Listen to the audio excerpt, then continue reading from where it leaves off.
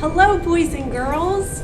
It is the most fabulous time of year, the holiday season, full of magic and fun and families and reading. And one of my most favorite holiday books is The Polar Express by Chris Van Allsburg. We're gonna read it to you, and if you have a chance, snuggle up at home and enjoy it for yourself. It's available in the library. On Christmas Eve, many years ago, I lay quiet in my bed. I did not rustle the sheets. I breathed slowly and silently. I was listening for a sound. A friend had told me I'd never hear. The ringing bells of Santa's sleigh. "There's no Santa," my friend had insisted, but I knew he was wrong. Late that night, I did hear sounds, though not of ringing bells. From outside came the sounds of hissing steam and squeaking metal. I looked through my window and I saw a train standing perfectly still in front of my house. It was wrapped in an apron of steam. Snowflakes fell lightly around it. A conductor stood at the open door of one of the cars. He took a large pocket watch from his vest and then looked up at my window. I put on my slippers and robe and I tiptoed downstairs and out the door. "All aboard!" the conductor cried out. I ran up to him. "Well," he said, "are you coming?" "Where?" I asked. "Why, to the North Pole, of course," was his answer. "This is the Polar Express." I took his outstretched hand and he pulled me aboard. The train was filled with other children, all in their pajamas and nightgowns. We sang Christmas carols and ate candies with nougat centers as white as snow. We drank hot cocoa as thick and rich as melted chocolate bars. Outside, the lights of the towns and villages flickered in the distance as the Polar Express raced northward. Soon there were no more lights to be seen. We traveled through cold, dark forests where lean wolves roamed and white-tailed rabbits hid from our train as it thundered through the quiet wilderness. We climbed mountains so high it seemed as if we would scrape the moon, but the Polar Express never slowed down. Faster and faster we ran along, rolling over peaks and through valleys like a car on a roller coaster. The mountains turned into hills, the hills to snow-covered plains. We crossed a barren desert of ice, the great polar ice cap. Lights appeared in the distance. They looked like lights of a strange ocean liner sailing on a frozen sea. "There," said the conductor, "is the North Pole." The North Pole. It was a huge city standing alone at the top of the world, filled with factories where every Christmas toy was made.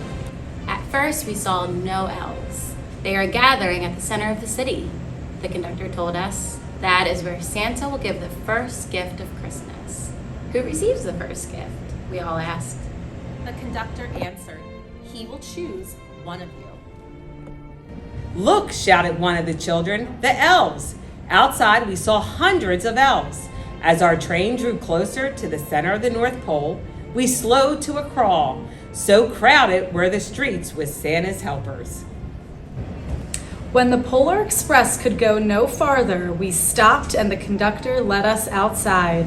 We pressed through the crowd to the edge of a large open circle. In front of us stood Santa's sleigh. The reindeer were excited. They pranced and paced, ringing the silver sleigh bells that hung from their harnesses. It was a magical sound like nothing I'd ever heard. Across the circle, the elves moved apart and Santa Claus appeared. The elves cheered wildly. He marched over to us and pointing to me said, "Let's have this fellow here." He jumped into his sleigh. The conductor handed me up. I sat on Santa's knee and he asked, "Now, what would you like for Christmas?" I knew that I could have any gift I could imagine, but the thing I wanted most for Christmas was not inside Santa's giant bag. What I wanted more than anything was one silver bell from Santa's sleigh. When I asked, Santa smiled. Then he gave me a big hug and told an elf to cut a bell from a reindeer's harness. The elf tossed it up to Santa. He stood, holding the bell high above him, and called out, "The first gift of Christmas!" A clock struck midnight as the elves roared their approval. Santa handed the bell to me and I put it in my bathroom pocket. The conductor helped me down from the sleigh. Santa shouted out the reindeer's names and cracked his whip. His team charged forward and climbed into the air. Santa circled once above us, then disappeared into the cold, dark polar sky. As soon as we were back inside the Polar Express, the other children asked to see the bell. I reached into my pocket, but the only thing I felt was a hole. I had lost the silver bell from Santa Claus's sleigh. "Let's hurry outside and look for it," one of the children said. But the train gave a sudden lurch and started moving. We were on our way home. It broke my heart to lose the bell. When the train reached my house, I sadly left the other children. I stood in my doorway and waved goodbye. The conductor said something from the moving train. I couldn't hear him. "What?" I yelled out. He cupped his hands around his mouth. "Merry Christmas," he shouted. The Polar Express let out a loud blast from its whistle and sped away. On Christmas morning, my little sister Sarah and I opened our presents. When it looked as if everything had been unwrapped, Sarah found one last small box behind the tree. It had my name on it. Inside was the silver bell. There was a note. "Found this on the seat of my sleigh. Fix that hole in your pocket.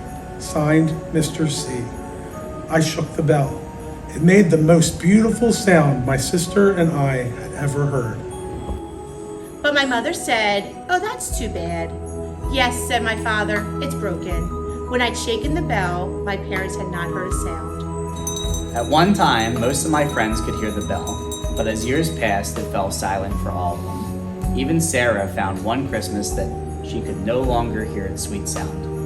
Though I've grown old, the bell still rings for me as it does for all who truly believe. Believe in what your heart is saying. Hear the melody that's playing. There's no time to waste. There's so much to celebrate. Believe in what you feel inside and give your dreams the wings to fly. You have everything you need if you just believe.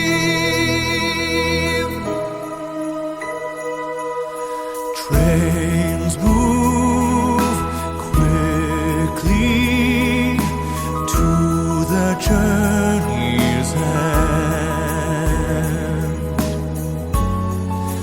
Destinations are where